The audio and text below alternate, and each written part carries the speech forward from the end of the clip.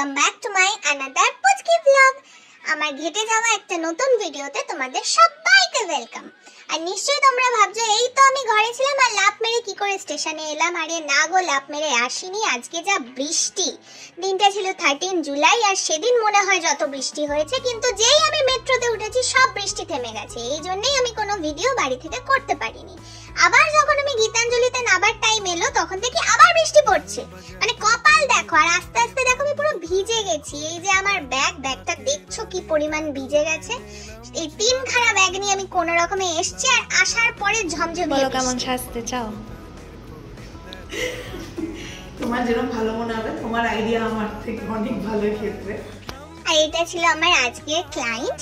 ইনি ভীষণ একটা সুইট মানুষ, ভীষণ ভালো ছিল এই দিদিটা। দিদি বলা ভুল হবে, অ্যাকচুয়ালি এটা আমার একটা ফ্রেন্ডের মাসি, আমার স্কুল ফ্রেন্ডের মাসি, তো সেই ক্ষেত্রে আমারও মাসি।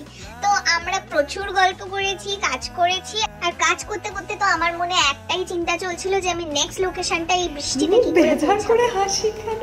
এত খারাপ সাজিয়েছি আমি? না খুব সুন্দর হয়েছে, সুন্দর হয়েছে। পছন্দ? হ্যাঁ পছন্দ হয়েছে। তুমি আমার টাইপ মতো এসছো, কোঅপারেট করেছো। আমার যে প্রবলেমগুলো ছিল সেগুলোর সঙ্গে খুব কোঅপারেট করেছো, থ্যাংক ইউ। তারপর বৃষ্টি তো এক ফোঁটাও কমেনি, কিন্তু আমাকে তো মাসির বাড়ি থেকে কোনো রকমের বেরিয়ে মেট্রোটা ধরতেই হতো, বিকজ আমাকে আমার সেকেন্ড লোকেশনে আবার পৌঁছাতে হবে। আর পুরো কপাল দেখো, একটা সিটও আমি পাইনি। তারপর আমি কোনো রকমে তিয়াশার বাড়ি এসে পৌঁছেছি। বল কেমন সাজবি বল। এই সব বন্ধ করতে বলতে আচ্ছা বল, লোকে হাসুক।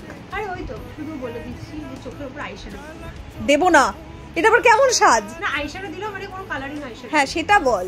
ঠিক আছে ঠিক আছে। আমি জানি তারপর অদ্ভুত অদ্ভুত কয়েকটা চা পাওয়া হতে পারে। চোখটা শুধু সুন্দর করে ব্যাস। আচ্ছা ঠিক আছে। আমার আর কিছু হয়নি। আমার ওইদিকে চোখে আইশ্যাডো দেওয়া যাবে না? ওইদিকে চোখ সুন্দর হবে। চোখটা যেন একদম মানে কাজল আর লাইনার সুন্দর। আর এইটা হলো তিয়াশা। হ্যাঁ, আমি এর আগে যাকে সাজাতে গেছিলাম উনি তিয়াশারই মাসি ছিল। তো বেসিক্যালি ওরা আমাকে বুক করেছিল আজকে তিয়াশার মাসির মেয়ের জন্মদিনের জন্য। প্রথমে তো মাসি সাজবে বলেই বুক করেছিল, পরে তিয়াশাও আমাকে বুক করে। আর ও কিন্তু আমার স্কুল ফ্রেন্ড, তোমরা কি সেটা জানো? আর ওর মাথার চুলটা জাস্ট দেখো, মানে আমি ওর চুলে যা লোভ দিয়েছি, এরপর যদি ওর মাথায় একটাও চুল টিকে যায় তাহলে আমি জানবো আমার নজরের পাওয়ার নেই, শুধু যারা আমাকেই নজর দেয় তাদেরই পাওয়ার আছে। আর এই যে এখানে তিয়াশার ফুল লুক, মানে রেডি হয়ে গেছে ও। তোমরা প্লিজ দেখে জানিও কেমন লাগছে। পছন্দ হয়েছে? ঠিকঠাক? চোখ বড়? এই দেখো, এগুলো হলো তিয়াশাদের বাড়ির পুচকুস। আর আজকে তো আমি একটু ভালো করে ব্লগটাকে বানাতে পারিনি, তার জন্য সো সরি। আসলে 3টে ব্যাগ নিয়ে মাথায় একটা ছাতা নিয়ে কি ব্লগ করা পসিবল তোমরা নিজেরাই বলো।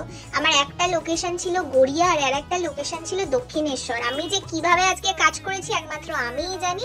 আর কোনো রকমে এই যে আমি বাড়ি পৌঁছানোর পথে আর চলেও এসেছি গেটে। এখান থেকে আমি আমার বাড়ি যাব, কিন্তু হেঁটে না, আজকে আমি টোটোয় যাব। মানে সারা দিন জ্বলে পুড়ে আমার পক্ষে সম্ভব নয় বৃষ্টি ঠেলে আবার 3টে ব্যাগ আর ছাতা মাথায় দিয়ে বাড়ি ফেরা।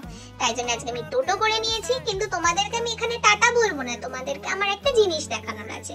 এই দেখো, আমি সকাল থেকে এত ভিজেছি, রোদে গলেছি, তবু আমার ফেসটা দেখছো, এক ফোঁটাও মেকআপ তো ওঠেনি, উল্টে ফেসটারও গ্লো করছে। আর এরকম সুন্দর মেকআপ পেতেই তো আমাকে বুক করো, তাড়াতাড়ি বুক করো। সাথে পেছনের এই বাজারের ব্যাগটা আর সাথে আমার নোংরা আয়নাটাকে একটু অ্যাডজাস্ট করে সহ্য করে নাও। চলো দেখা হবে আবার নতুন একটা ভিডিওতে, ততদিনের জন্য টাটা।